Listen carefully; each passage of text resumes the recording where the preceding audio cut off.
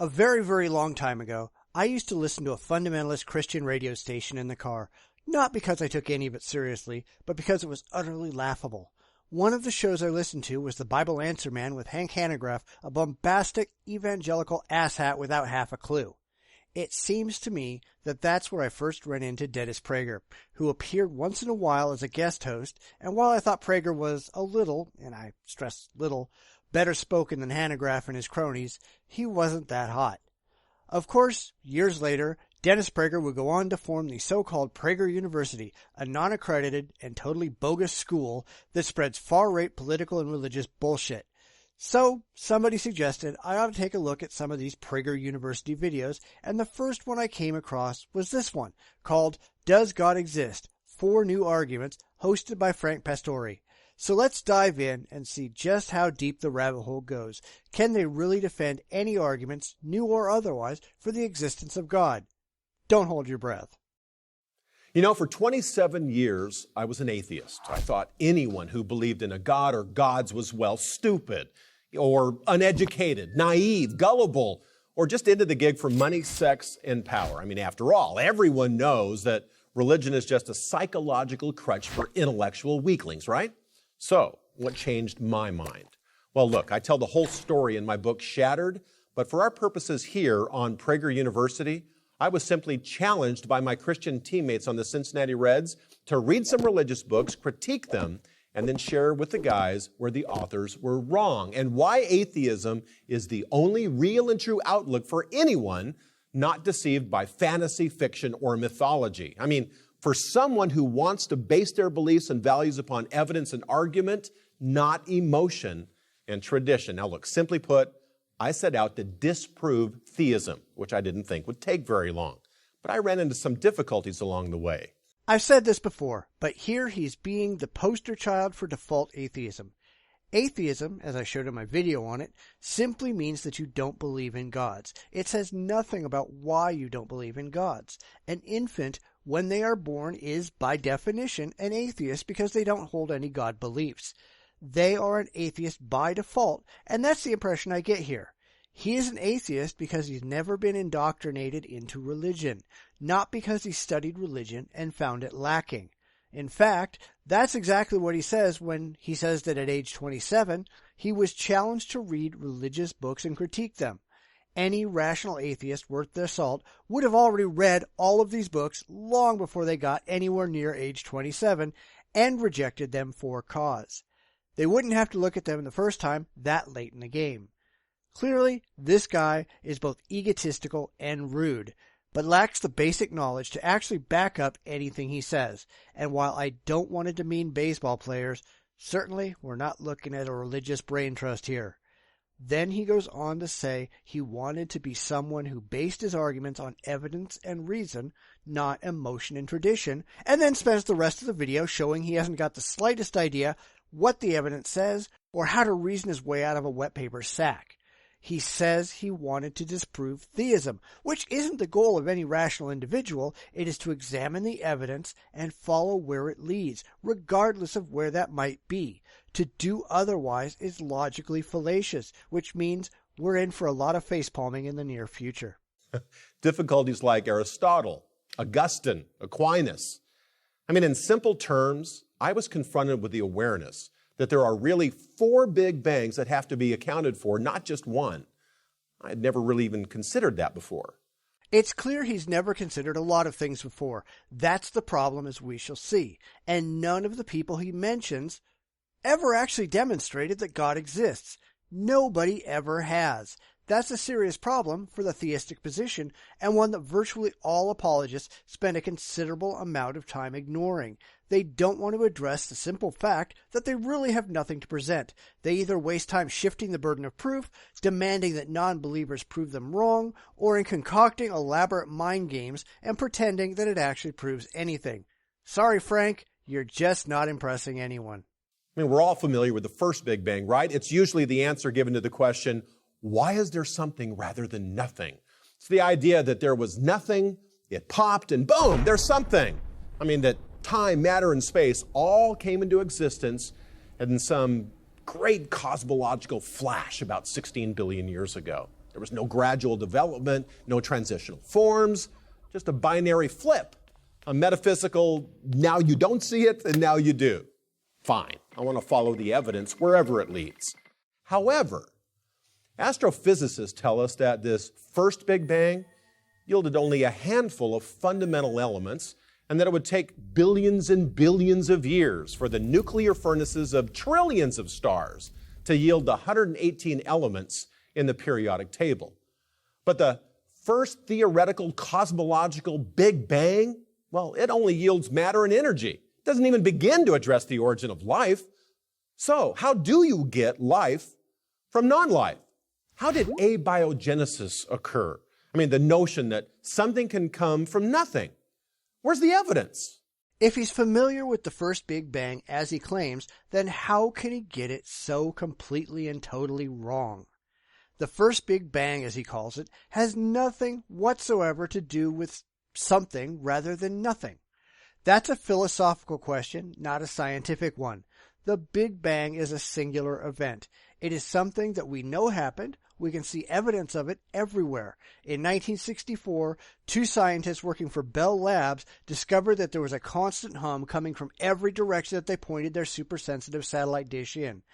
This proved earlier predictions that cosmic microwave radiation would be an expected remnant of the Big Bang. That's actually how science is done, Frank. No scientist out there is going to say that there's absolutely nothing prior to the Big Bang. I suggest that you read some basic cosmology, but we all know you won't do that. Clearly, you have no interest whatsoever in following the evidence wherever it leads because you came to the conclusion that God exists, something for which you have absolutely no evidence, and that's not how things work. Then he takes a hard left turn at scientific ignorance and brings up the origin of life in relation to the Big Bang. Sorry, this is as ridiculous as the creationists who claim that evolution is wrong because it doesn't address abiogenesis. No, and it's not supposed to. Read a book, Frank, preferably one with lots of pictures and small words. You're going to need another something from nothing leap of faith, some kind of biological second Big Bang. For all the mind-blowing advancements we've made in physics, biology, and chemistry in just the past 100 years, we're still no closer to making it happen. We don't have a clue. The closer we look, the wider the chasm. I mean, sure, we've learned a lot about how to manipulate life forms, how to add and subtract DNA material, even map the human genome, but we have no idea how to literally create life from dead stuff. Now look, at this point, we still only have physics, chemistry, and some basic biology, or matter, energy, and simple life, if you will. But we still don't have a way to account for the great diversity of life forms. I mean, the huge differences between bacteria, plants, and animals. Nor do we have a way to account for the differences between man and animal. We still don't have an anthropology at this point. Of course, none of that is so. There isn't any leap of faith required. We understand, at least in the broad strokes, how life can come from non-life. We've known since the 70s, going back to some of the early experiments by Dr. Sidney Fox, but creationists like Frank entirely ignore those ideas because it gets in the way of their absurd and entirely blind faith. It really doesn't matter if we can make it happen. We haven't created any stars recently, but that doesn't mean we're not well aware of stellar physics. Then he goes on to say we know virtually nothing, and then he pretends that Noah's Ark is somehow a reasonable explanation for something. I don't know what. But we do know for an absolute fact that the Noah story in the Bible is complete and utter nonsense. It never happened. It is absurd on every conceivable level. It violates every associated physical law and leaves creationists needing to invoke a continual string of miracles to have any hope of making it any less laughable. Finally, he asserts that man is somehow qualitatively different than animals, but that's something I'll address in a moment. So we're going to need a kind of anthropological third Big Bang to account for all this, which of course is what Darwin was after in his Descent of Man thesis. Now look, Darwin answered a lot of questions, but he could never answer the core question. How did evolution begin? But hey, we're still not done describing the world that is all around us. A final Big Bang is going to be required to explain how a mechanistic animal brain can become a self-reflective human mind. Even the lowest life forms have brains and central nervous systems. I mean, how does something like that become the mind of a Michelangelo, a Shakespeare, a Beethoven? Come on, animals don't do art and they don't appreciate beauty. But the problem is even more basic than that. How do you account for free will and introspection, let alone man's pressing existential drive to ask why? Darwin didn't have the tools to answer that question. He could only address what happened when life already existed. It wasn't until over a century later when we started to understand how life could have come from non-life, how the conditions of the early planet could have produced the earliest amino acids, something that was a brand new concept in Darwin's time. And that could have become the simplest DNA. This is, of course, a trick used by creationists to link all of evolution to Darwinism and then try to show that, well, Darwin didn't know it all. Nobody but creationists use the term Darwinism today. It's dishonest, but that's what creationists are. He then turns to the idea that humanity is special. We're not. We're just different. There isn't some big bang required to explain why cheetahs run so quickly or why some octopi can change colors in response to external stimuli. So why does it require one when humans evolve differently than other animals? Because Frank, like so many other theists, desperately wants to be special. It's the core of most theological positions, that man was specifically created, that man is better than everything else, and that man has control and dominion over everything in the world because God said so. It's clear that Frank has no clue about biology. He says that even simple life forms have brains and central nervous systems. No, they don't. They have nothing of the sort. Simple life forms are single-celled organisms. Frank is an idiot. He falls for the idea that animals are inferior because they're different. No, they don't do art, at least the human concept of art, but neither do humans do the things that animals do. Are we inferior because we don't do things the animal way, from an animal perspective? Finally, Frank clearly has no clue that, according to a lot of people way smarter than he is, free will is an illusion. Now, I don't want to get into a debate on the subject, but somehow, since Frank can't even figure out that single-celled organisms don't have brains, I don't think he can handle something by Daniel Dennett or Sam Harris. Well, we're going to need some kind of psychological fourth Big Bang to account for man's moral and aesthetic sense. I mean, his search for meaning, significance, and purpose, and of course, his appreciation for the true, the good, and the beautiful. And again, you must understand these problems require bangs. I mean, sudden binary pops into existence, since there's no evidence for any gradual development in any of these. So I, like you, have a choice. It's either faith in these four big bangs of somethings from nothings to account for what we see all around us, or faith in some kind of creator God behind it all. So, next time someone asks you, hey, what about the Big Bang?